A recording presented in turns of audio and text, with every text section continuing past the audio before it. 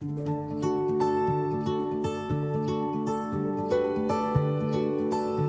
day everyone, I am Angel Sabelvaro, a student nurse from LPSC School of Health Sciences A. And for today, I will be performing a written demonstration on the assessment of the skin, the hair, and the nails. So prior to performing this procedure, we have to of course perform proper hand hygiene and don our PPE if necessary. After that, we can now proceed to the assessment. So good day ma'am, I am Angel Sabelvaro and I will be your student nurse for today. Can you kindly confirm your name and your birthday?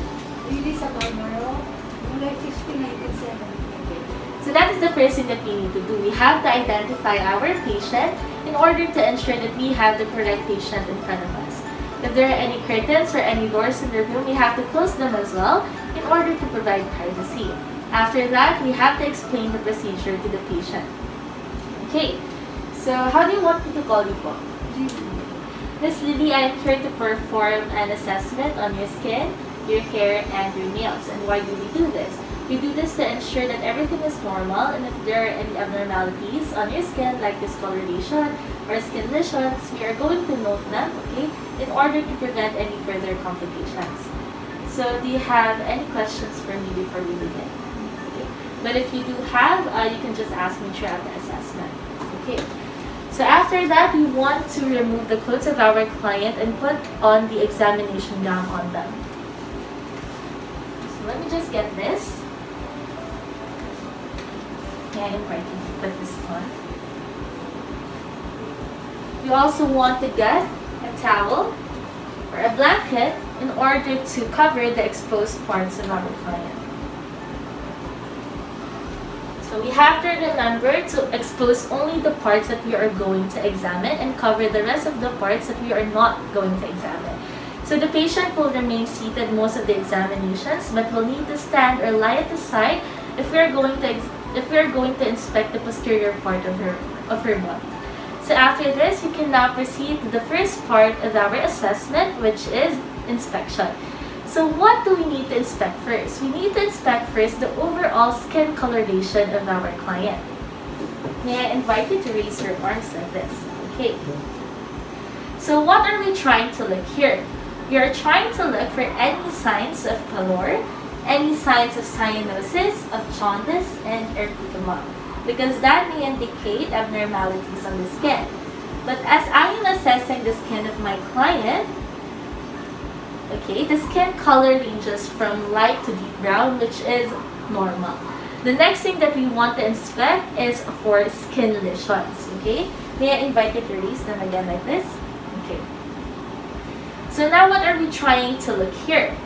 We are trying to see for any signs of bruises, any signs of wounds, of insect bites or scratches, okay, any signs of skin lesions right here, because we want to know that, because that means that there are abnormalities on the skin.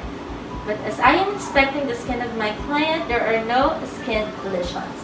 Okay, but if there are, we want to note their size, their shape, and their color as well. So what are skin lesions? Skin lesions can be primary, like macule and papule. It can also be secondary, like pressure ulcer or fissure. It can also be vascular, like hematoma or angioma. And in worst case, it can be a skin cancer. So, like malignant melanoma. So, if you notice any signs of skin cancer, you want to evaluate it using the ABCDE pattern. So, you want to note its asymmetry, its borders, its color, its diameter, and its elevation. And so, after we inspect the skin for any discolorations or lesions, we can now proceed to the second part of the assessment, which is palpation.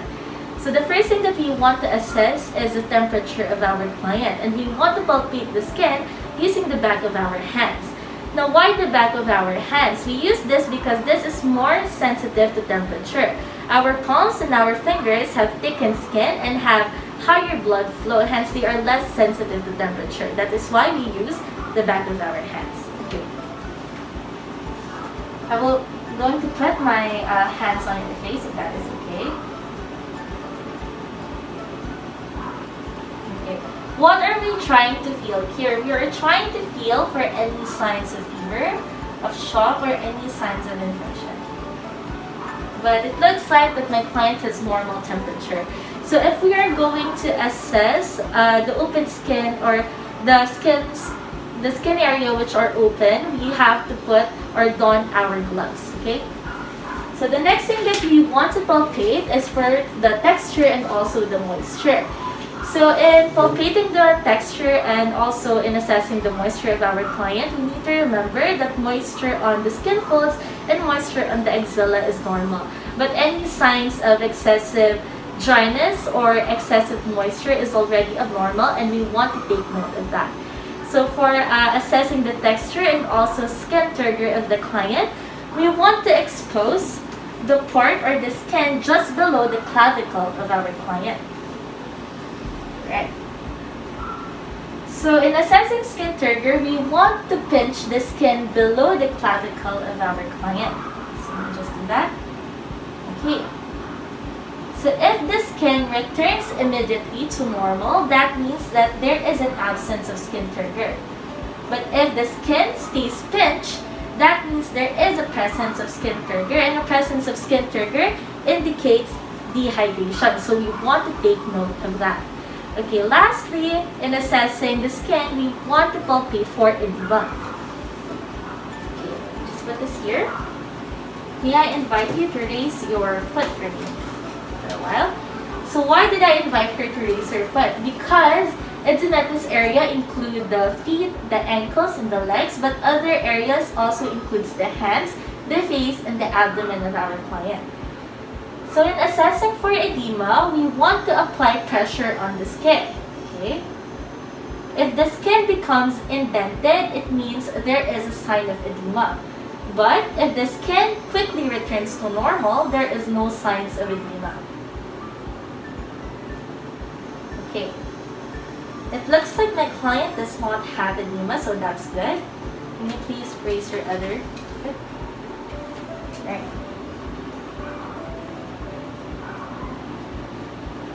Okay.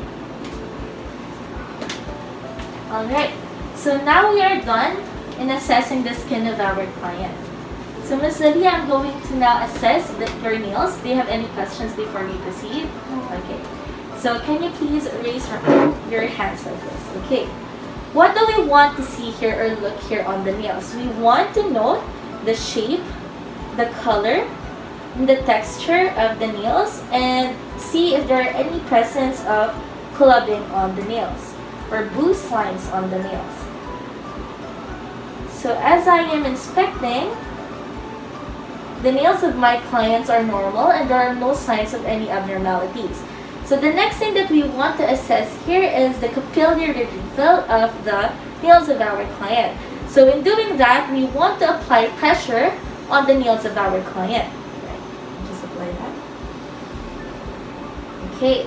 So if the color quickly returns to normal, that means that the nail has a fast refill. It means that it is normal. But when you pinch it, and it does not quickly return to normal, it means that it has slow refill. And slow refill on the capillary is a sign of respiratory or cardiovascular disease that may eventually lead to hypoxia.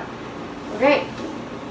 So the next thing that we want to assess is the hair and the scalp of our client. And in doing that, we want to don our gloves. Okay, let me just don my gloves for a while.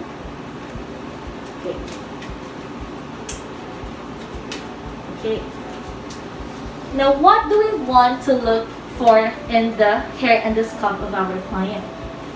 We are trying to see for any signs of lesion, any signs of infestation on the scalp and the hair of our client. So if there are any flakings in the scalp, if there are any lice on the hair, we want to take note of that as well. Okay. As I am inspecting the hair of my client, it seems that her hair and her scalp is normal. So that's good. So after that, we want to remove our gloves and we want to remove the PPE also. And then if there are any signs of abnormalities, we want to refer them to other healthcare provider for further evaluation. And after that, we are now done with the assessment.